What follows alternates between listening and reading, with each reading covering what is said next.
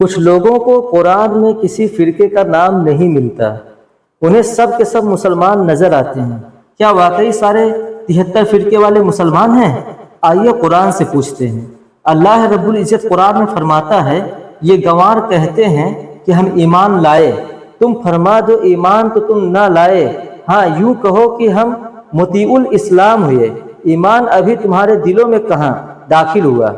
پارہ 26 سورہ حجرات آیت 14۔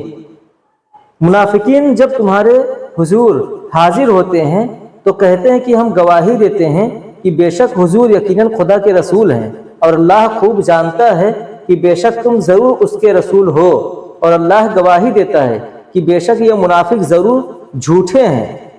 پارہ 28 سورہ منافقون آیت نمبر 1۔ تو کیا اللہ کے کلام کا کچھ حصہ مانتے ہو اور کچھ حصوں کے منکر ہو؟ پارہ 1 سورہ بقرہ آیت 85۔ عزت تو اللہ، اس کے رسول اور مسلمانوں کے لیے ہے، اور منافقوں کو خبر نہیں۔ پارہ 28 سورہ منافقون آیت نمبر 8۔ کہتے ہیں ہم ایمان لائے اللہ اور رسول پر اور حکم مانا، پھر کچھ ان میں کے اس کے بعد پھر جاتے ہیں، اب وہ مسلمان نہیں۔ پارہ 18 سورہ نور آیت نمبر 47۔ لیجئے جناب، سب قرآن سے ثابت ہو گیا کہ مسلمان کوئی اور ہے، کافر کوئی اور منافق کوئی اور۔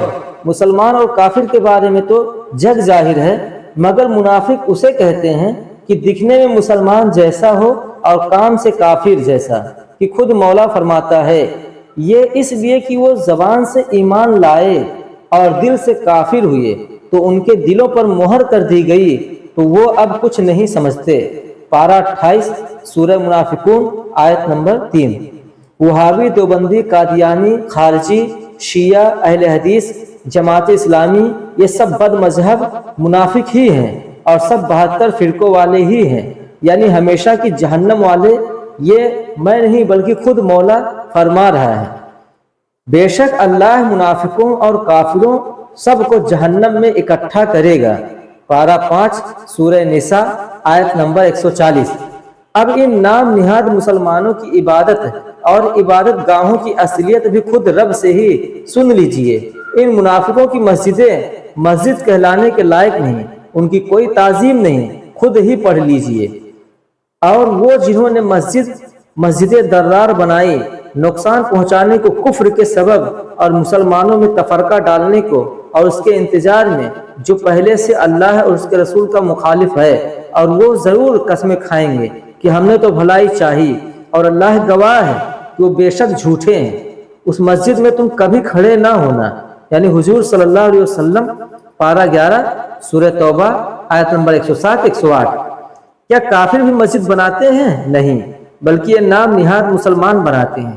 اسی لیے حضور نے صحابہ کرام کو حکم دیا کہ وہ مسجد درار گرا دیں، اور ایسا ہی کیا گیا۔ اور پڑھیے، اور نماز کو نہیں آتے مگر جی ہارے، اور خرچ نہیں کرتے مگر ناگواری سے۔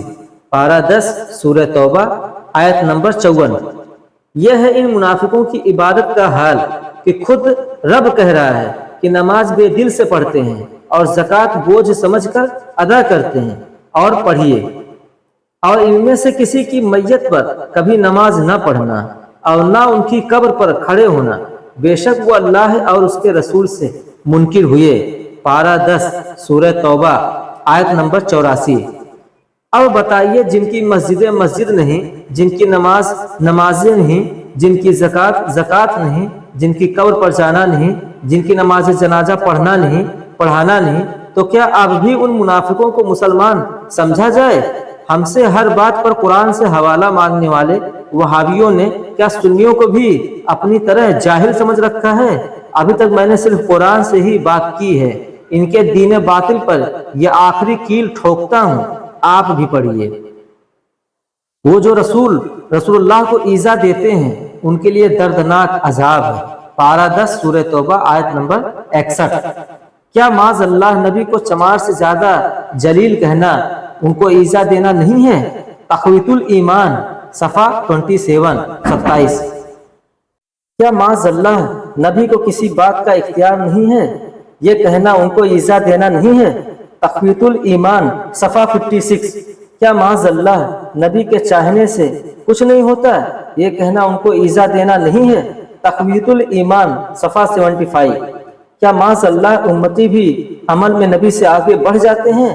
یہ کہنا ان کو ایذا دینا نہیں ہے؟ تحذیر الناس صفحہ 8۔ کیا معاذ اللہ ہمارے نبی کو آخری نبی نہ ماننا ان کو ایذا دینا نہیں ہے؟ تحذیر الناس صفحہ 43۔ کیا معاذ اللہ نبی کے علم کو شیطان کے علم سے کم ماننا ان کو ایذا دینا نہیں ہے؟ براہین قاطعہ صفحہ 122۔ کیا معاذ اللہ نبی کے علم کو جانوروں اور پاگلوں سے تشبیہ دینا ان کو ایذا دینا نہیں ہے؟ حفظ الایمان صفحہ 7۔ کیا معاذ اللہ گدھے اور بیل کا خیال آنے سے نماز ہو جاتی ہے اور نبی کا خیال آنے سے نماز باطل ہو جاتی ہے؟ یہ لکھنا ان کو ایذا دینا نہیں ہے؟ صراط مستقیم صفحہ 148۔ یہ ان وہابی خبیثوں کے کچھ عقائد ہے، کیا ان پر کفر کا فتویٰ نہیں لگے گا؟ کیا کوئی عقل مند آدمی ایسا لکھنے والوں کو، چھاپنے والوں کو یا جانکار بھی ان کے اسی برے مذہب پر قائم رہنے والوں کو مسلمان جانے گا؟ نہیں، ہرگز نہیں۔ چلتے چلتے ایک حدیث پاک سن لیجئے اور بات ختم۔ حضرت ابن عمر رضی اللہ عنہ سے روایت ہے کہ رسول کریم صلی اللہ علیہ وسلم نے فرمایا کہ میری امت پر ایک زمانہ ضرور ایسا آئے گا جیسا کہ بنی اسرائیل پر آیا تھا، بالکل ہو بہو ایک دوسرے کے مطابق، یہاں تک کہ بنی اسرائیل میں سے اگر کسی نے اپنی ماں کے ساتھ علانیہ بدفعلی کی ہوگی تو میری امت میں ضرور کوئی ہوگا جو ایسا کرے گا۔ اور بنی اسرائیل 72 مذہبوں میں سے بٹ گئے تھے اور میری امت 73 مذہبوں میں بٹ جائے گی۔ ان میں ایک مذہب والوں کے سوا باقی تمام مذاہب والے ناری اور جہنمی ہوں گے۔ صحابہ اکرام نے عرض کیا، یا رسول اللہ صلی اللہ علیہ وسلم، وہ ایک مذہب والے کون ہیں؟ تو حضور نے فرمایا کہ وہ لوگ اسی مذہب و ملت پر قائم رہیں گے جس پر میں ہوں اور میرے صحابہ ہیں۔ ترمذی حدیث نمبر 171، ابو داؤد حدیث نمبر 4579، ابن ماجہ صفحہ 287۔ تو دوستوں، آپ لوگوں کو میں اس ویڈیو میں سب کچھ اچھے سے سمجھا دیا ہوں۔ چینل کو سبسکرائب کر لیجئے۔ اوکے۔